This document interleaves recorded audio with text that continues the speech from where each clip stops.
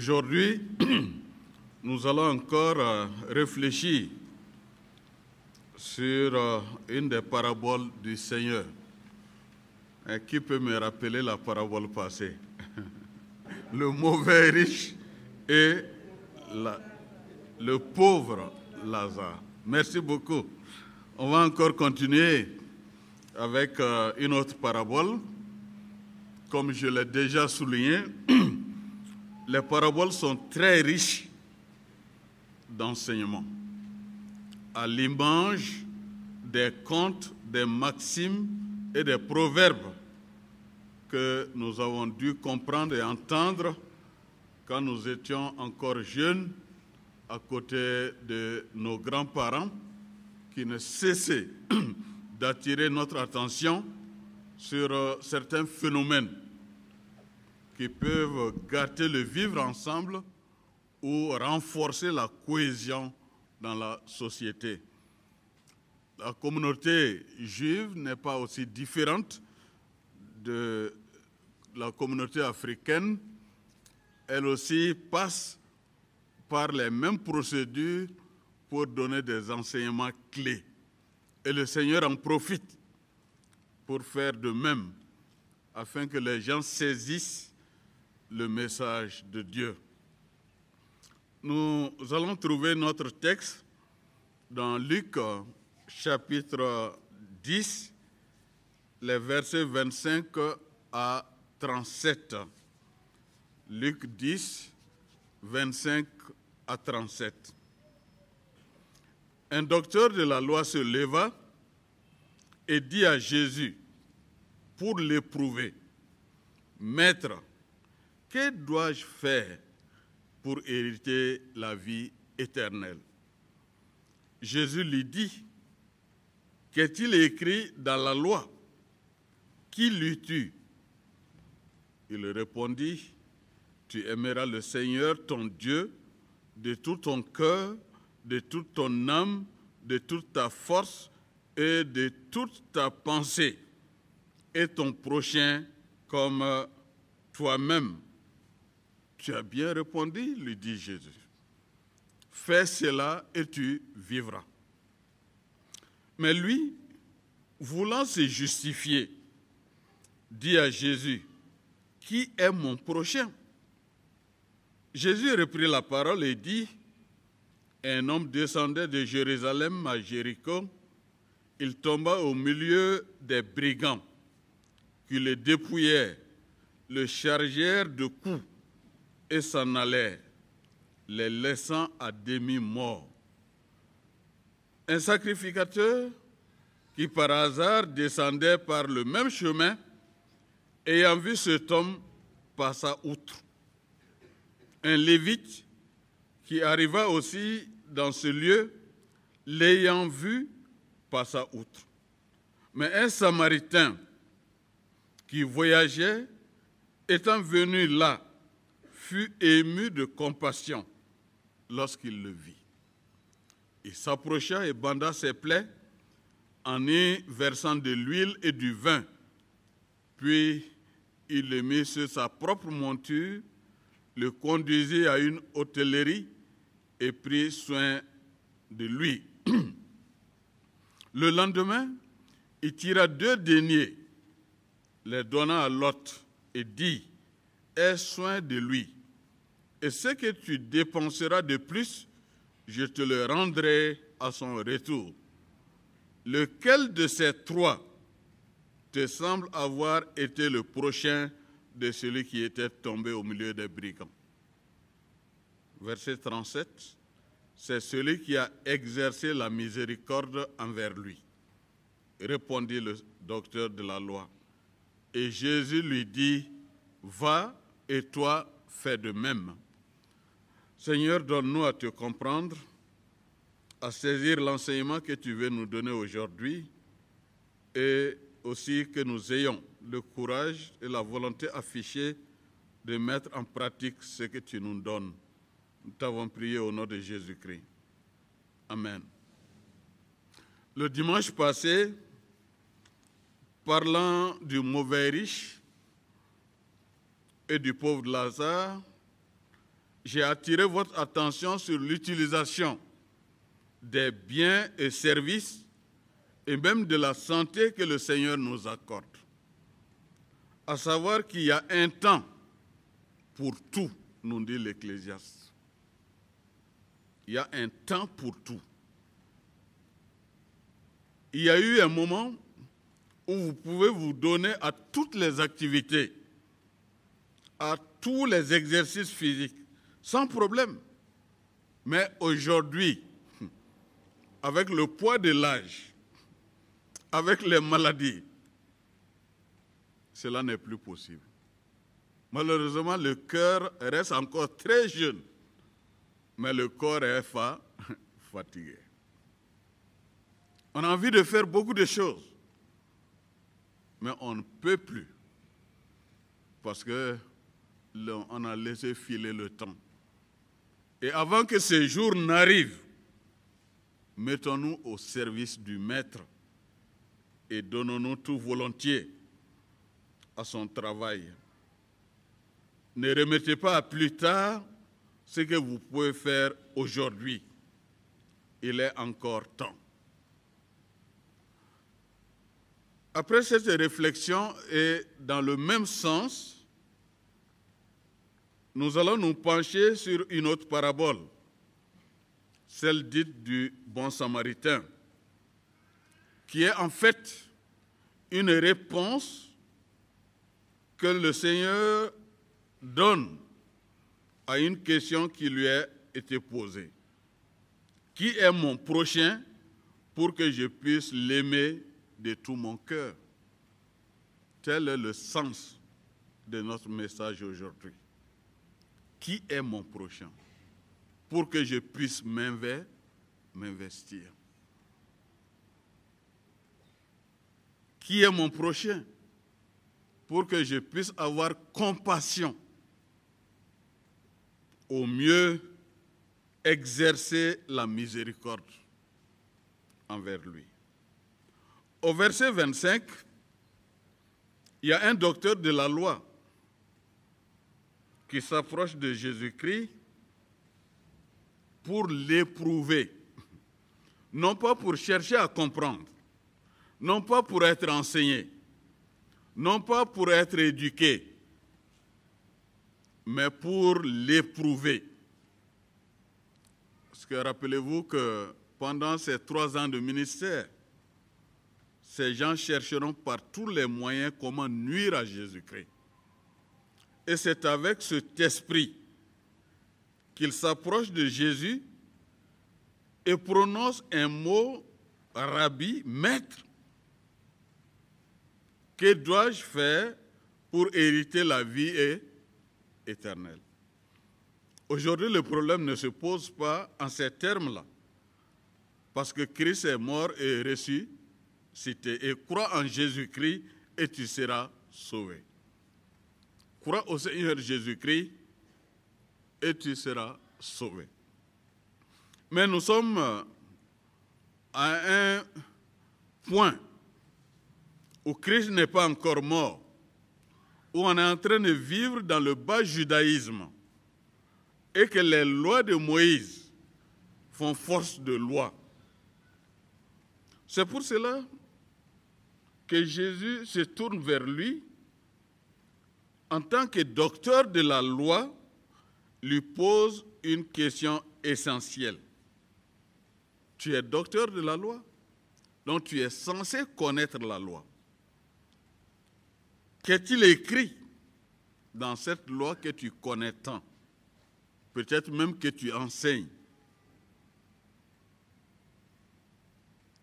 Il répond, tu aimeras le Seigneur, ton Dieu, de tout ton cœur, de toute ton âme, de toute ta force et de toute ta pensée, et ton prochain comme toi-même. C'est ce que la loi indique. Et quand vous lisez le livre de Lévitique 19-18, vous y trouvez la même chose. Paul revient là-dessus dans Romains 13-9, Galates 5-14, et Jacques même reprend dans Jacques 2-8.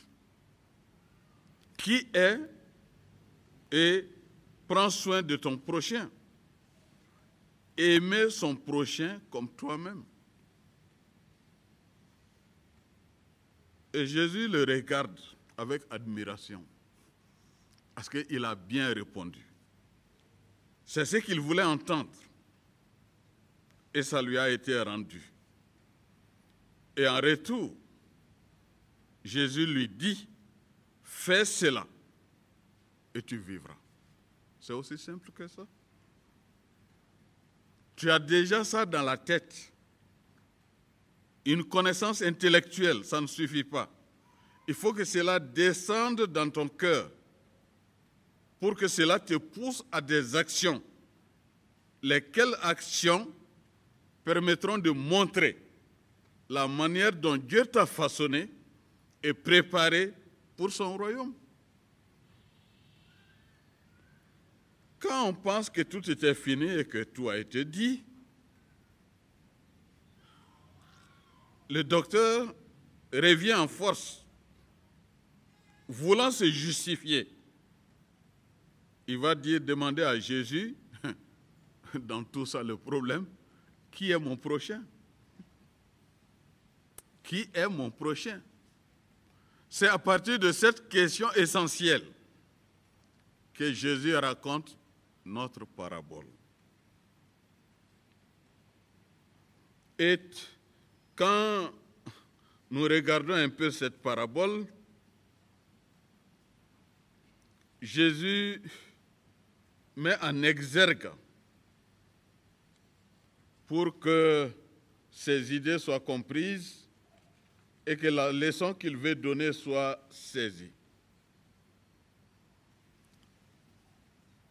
De cette parabole, nous avons 4 personnes. Le verset 30.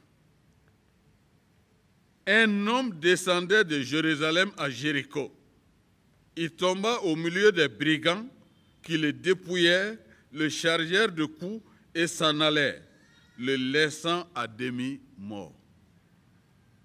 Mais Jésus ne nous dit pas la nationalité de cet homme-là. Était-il juif? Était-il un samaritain? Était-il un non-juif? Qui est-il? Là n'est pas la réflexion à laquelle Jésus veut nous amener. Mais le problème posé est que quelqu'un est en difficulté.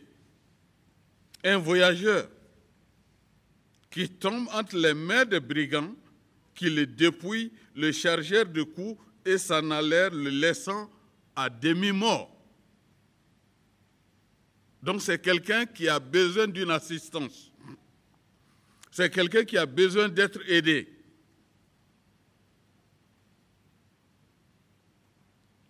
Et qui attend un secours. Le verset 31 nous fait voir la deuxième personne, qui est un sacrificateur, qui par hasard descendait par le même chemin, ayant vu cet homme passa outre. Et qu'est-ce que c'est qu'un sacrificateur? C'est une personne entièrement consacrée au service de l'Éternel Dieu, comme ce fut le cas de la tribu de Lévi en Israël. C'est lui qui offre les sacrifices à l'image de Aaron. Il voit l'homme en difficulté. La Bible nous dit qu'il passa outre. Il n'en fait pas son problème et s'en va. Pourtant, il est censé être l'homme de la situation qui, s'occupant des affaires de Dieu, devait s'occuper de l'homme créé à l'image de Dieu.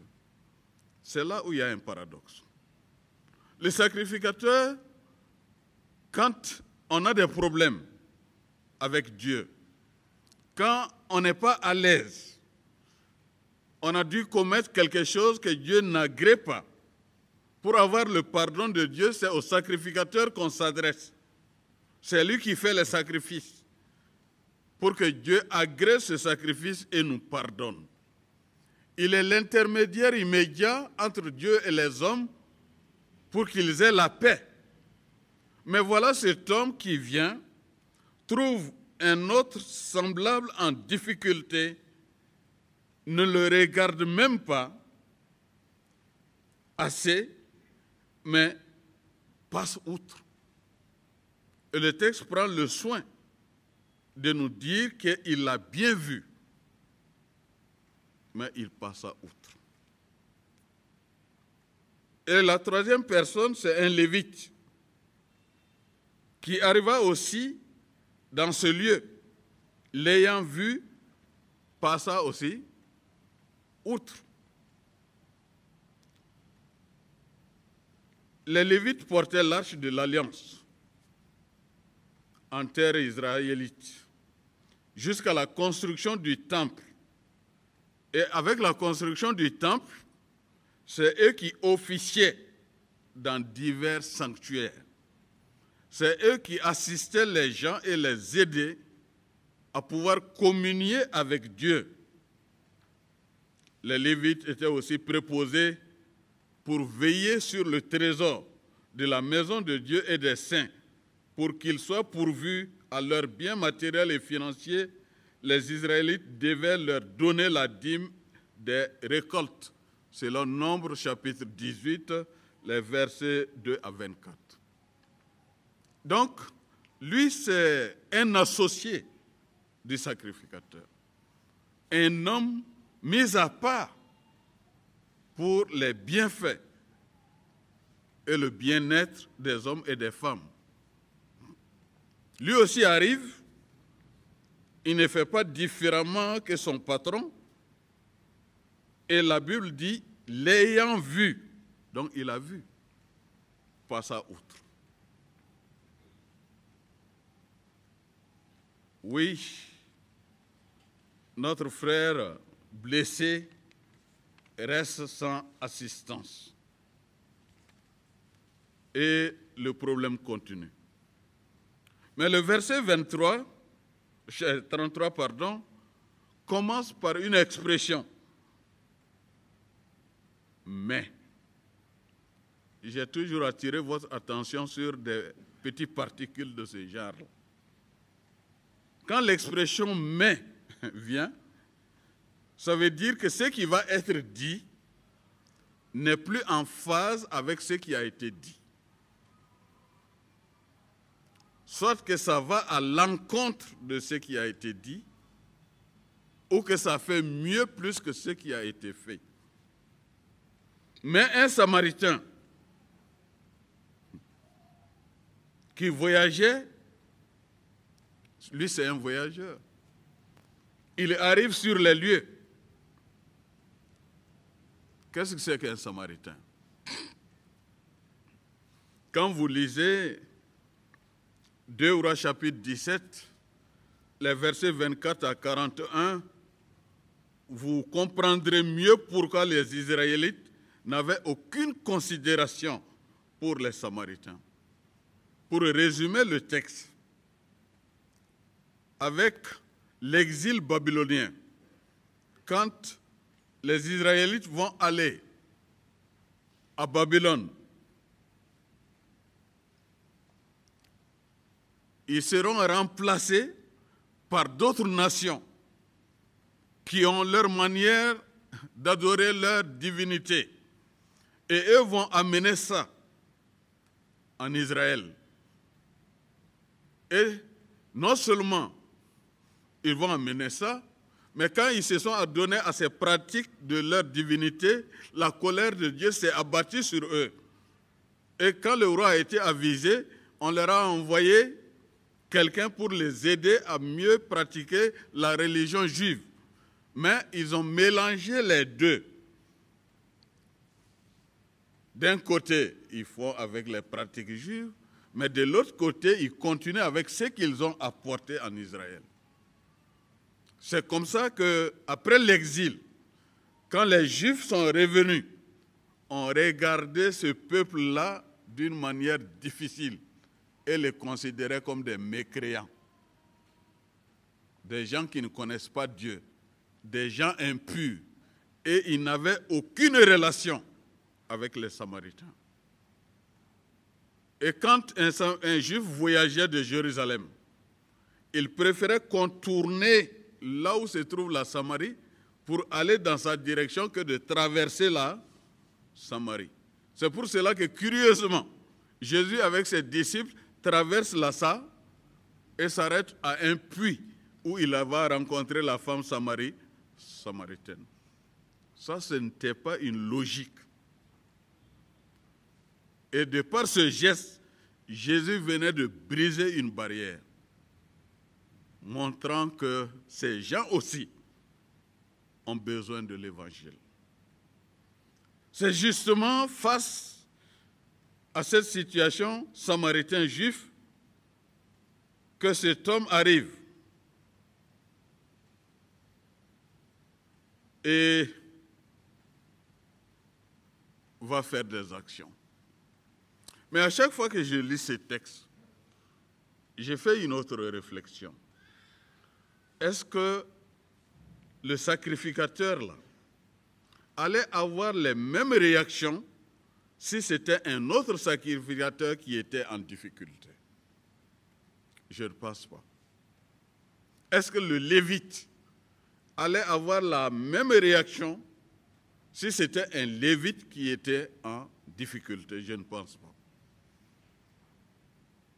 Parce que c'est un inconnu. Peut-être on peut même se faire beaucoup d'idées. C'est un lieu non garanti. Pourquoi il a passé par ici? Il n'a pas besoin de toutes ces questions-là. Ce dont il a besoin, c'est l'assistance. Une fois, je devais aller à Koutiala pour un séminaire. J'ai quitté ici tôt, Bamako, pour aller chez moi à Markala, à côté de Ségou. Et dans l'après-midi, j'ai pris la route pour aller à Koutiala. J'étais en pleine vitesse quand j'ai vu un homme au bord de la route et en pleine brousse dans la tenue de Noël. J'ai passé, mais quelque chose m'a dit, attention, il porte tissu de Noël. J'ai freiné, je suis venu en arrière et j'ai trouvé que c'était le pasteur Ibrahima Koulibaly, qui est d'autre part un de mes beaux-pères. Je me suis dit, Tchokoroba, vieux, qu'est-ce que tu fais en pleine brousse? Il dit, nous partons aussi pour la même cause à Koutiala. Le véhicule est tombé en panne et il y a un hameau à côté. Ils sont garés là-bas. Ma femme est dans le véhicule. Et vous savez que sa femme est très malade depuis des années. Et là, j'ai dit, non, rentre dans la voiture, on va voir la situation. Sa femme, d'habitude, quand elle me voit, elle me taquine. Parce qu'elle est Koulibaly, je suis Tangara, le cousinage à Plaisant. Mais quand elle m'a vu cette fois-ci, elle dit, Tangara, il n'y a pas cousinage à plaisanterie. Hein. C'est Dieu qui t'a envoyé. Parce que je suis épuisé. Elle était assise dans la voiture, qui est en panne. Et on était allé jusqu'à Blas chercher des mécaniciens. J'ai dit, bon, moi je veux continuer avec la malade. Et je l'ai pris, je suis allé. Mais qu'est-ce qui m'a fait arrêter? Hein? Tissu de Noël. Sinon, j'ai dépassé tellement de personnes au bord du goudron sans m'arrêter. Mais ça m'a fait un tic. Qu'est-ce qu'il fait en pleine brousse? Et j'ai voulu comprendre. Et c'est mon beau-père qui est en difficulté. C'est pour cela que je dis, si c'était un lévite ou un sacrificateur, ces deux hommes n'allaient pas avoir le même comportement. Mais ce n'est pas là le sens de l'enseignement que Jésus veut nous donner aujourd'hui. C'est plutôt à partir du verset 33. Un Samaritain qui voyageait, étant venu là, fut ému de compassion. Ça, c'est le déclic qui a manqué chez le sacrificateur et chez le lévite. La compassion. Vous vous rappellerez que Jésus-Christ, une fois en venant à Jérusalem, sur la colline, ayant baissé ses regards, voyant les gens allant dans tous les sens, eut compassion de la foule, qui était comme des brebis sans berger. Et il eut une grande compassion. Et l'apôtre Paul le dit d'une manière plus intéressante dans Philippiens chapitre 2. Ayez en vous la pensée qui était en Christ Jésus. Ce n'est autre chose que voyant notre situation destinée pour l'enfer, accepte de venir prendre notre condition et monte sur la croix afin que nous ayons la vie de Dieu. Le Samaritain voit la situation ému de compassion. Cette compassion qui va déclencher en lui d'autres actes. Et c'est justement cette compassion que nous ne voyons pas chez les deux premiers. En préparant ce message, je me suis rappelé de deux autres situations. À l'événement du christianisme dans notre pays, la collaboration entre catholiques et protestants dans le pays Bomou n'a pas été du tout facile. Et l'histoire raconte qu'un protestant était en train de voyager, il voit un homme en difficulté couché, il l'approche pour l'aider, il trouve une grosse croix sur sa poitrine, il dit, lui là c'est un catholique. Et il passe outre. Comme pour dire, ça va, c'est très bien fait pour toi ici. En ce moment, c'était difficile. Ce n'est pas aujourd'hui, mais au début du christianisme dans notre pays. Aujourd'hui, il y a une bonne collaboration, une bonne entente. Ils font même des activités ensemble. Mais je parle du début, quand les choses n'étaient pas bien comprises et que l'un et l'autre se voyaient comme des ennemis. Mais il y a aussi un autre chant qu'un chanteur malien, Kalori Sori, a chanté. Très intéressant. En Bamanangan, c'est plus intéressant quand on le traduit. Il y a un monsieur qui passe, il voit une foule, il demande à quelqu'un de la famille, qu'est-ce qui se passe chez vous aujourd'hui? Est-ce que c'est un décès? Il dit non, il n'y a pas eu un décès, hein, mais c'est un gars qui loge ici qui est mort. Hein?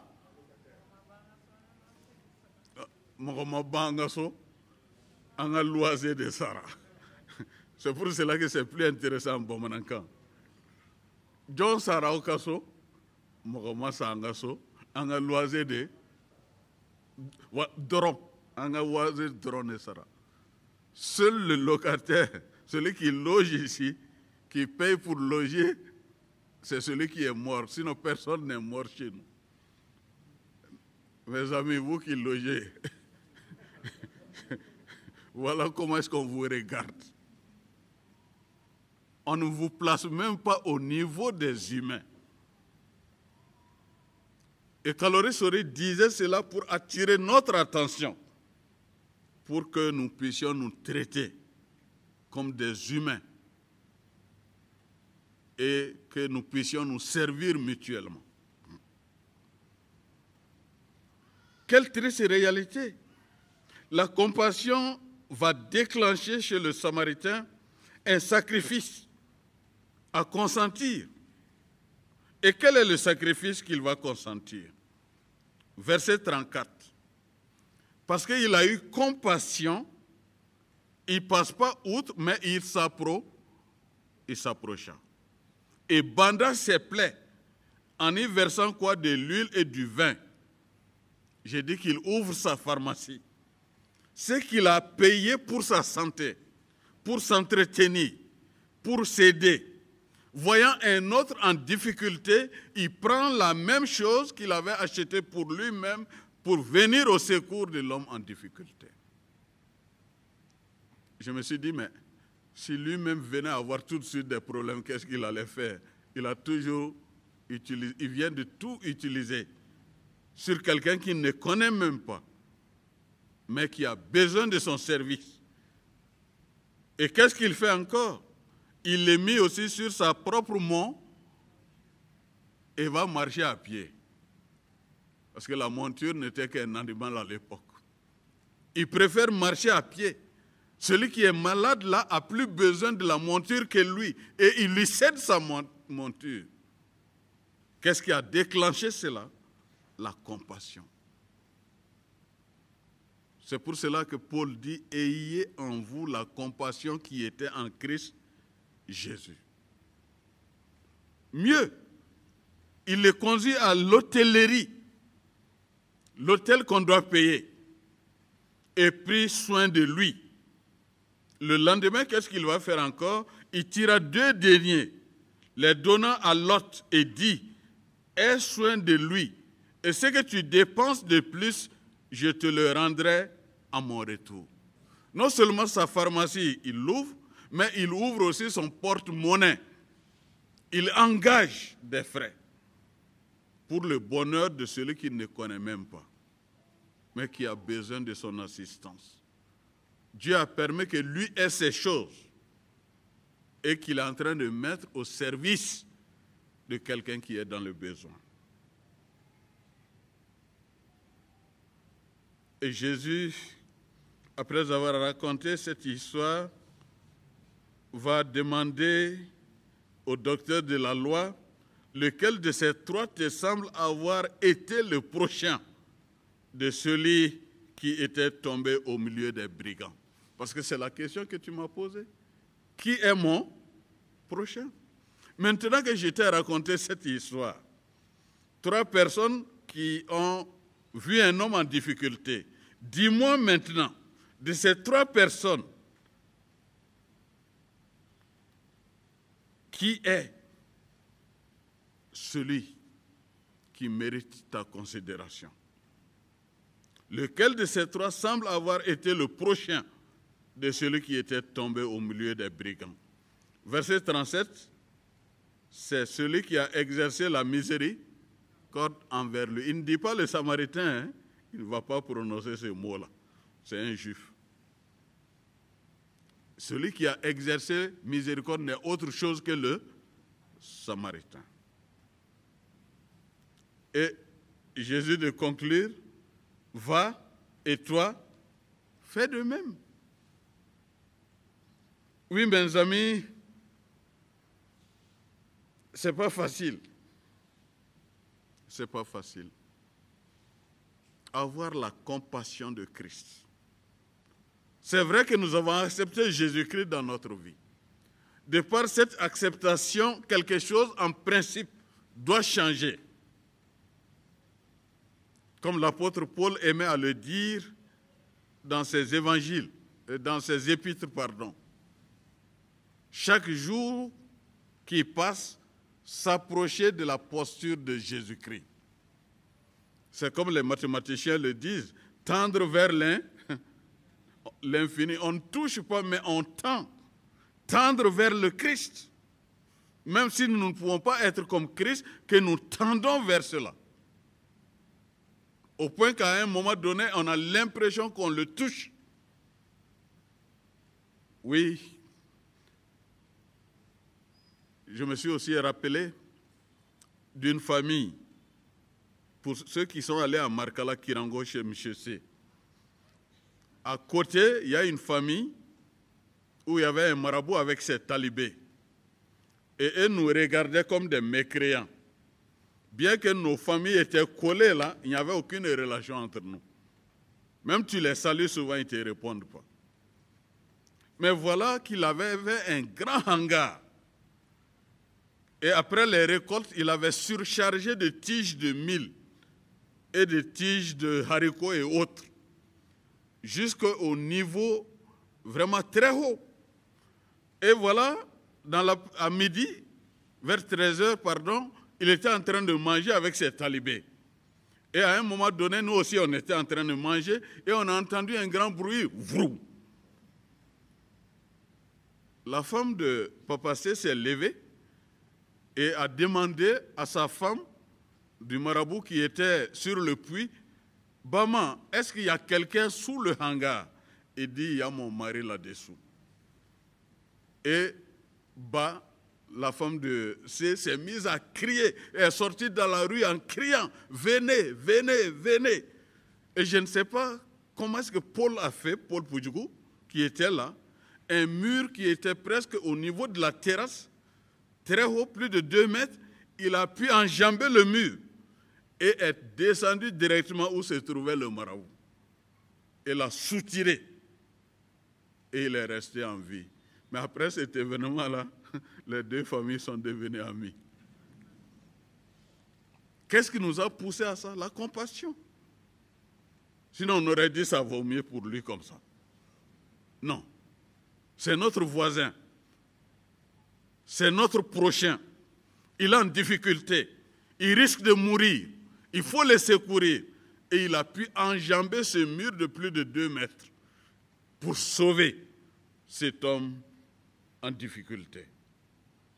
Oui, qui est mon prochain?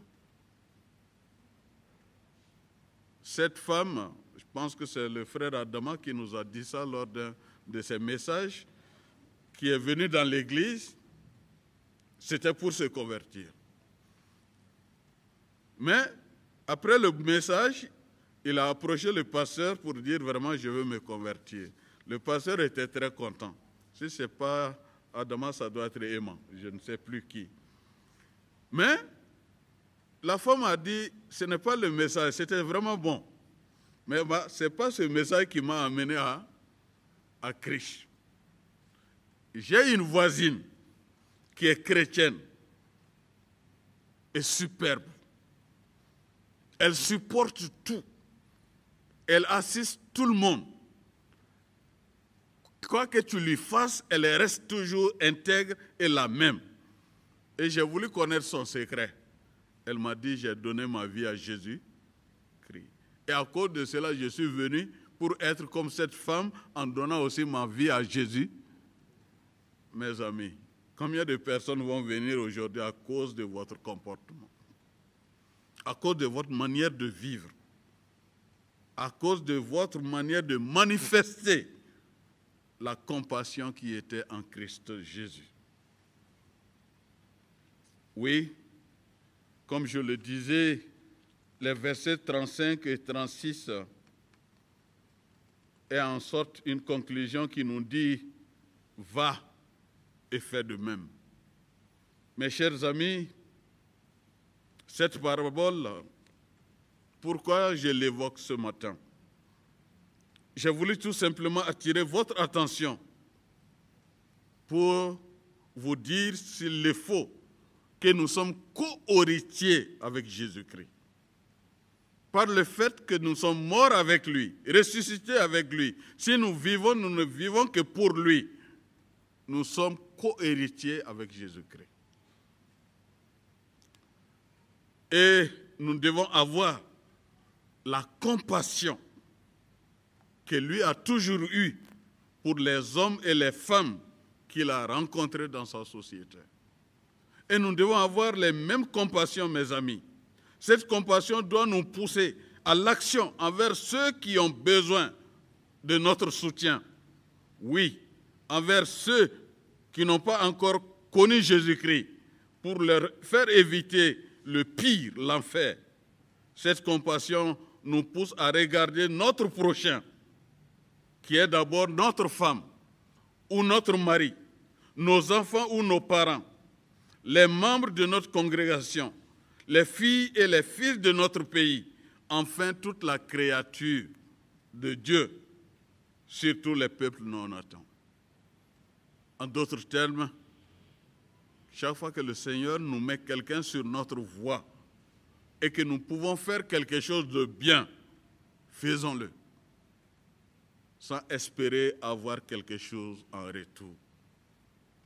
Ayez en vous la compassion qui était en Jésus-Christ, pour que cette compassion aille en direction de votre prochain.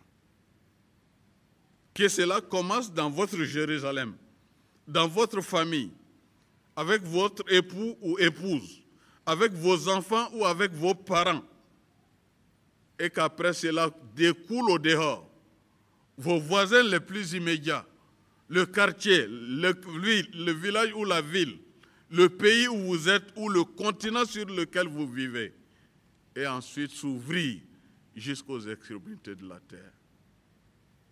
Mes chers amis, c'est à cela que le Seigneur nous appelle en nous donnant la vie de Dieu, afin que nous continuions le ministère que lui a su démarrer. Que tous soient en accord avec Dieu. Il le disait d'une manière forte, je vous supplie, soyez réconciliés avec Dieu. Et soyez des hommes et des femmes qui arrivent à faire en sorte que des hommes et des femmes soient réconciliés avec Dieu.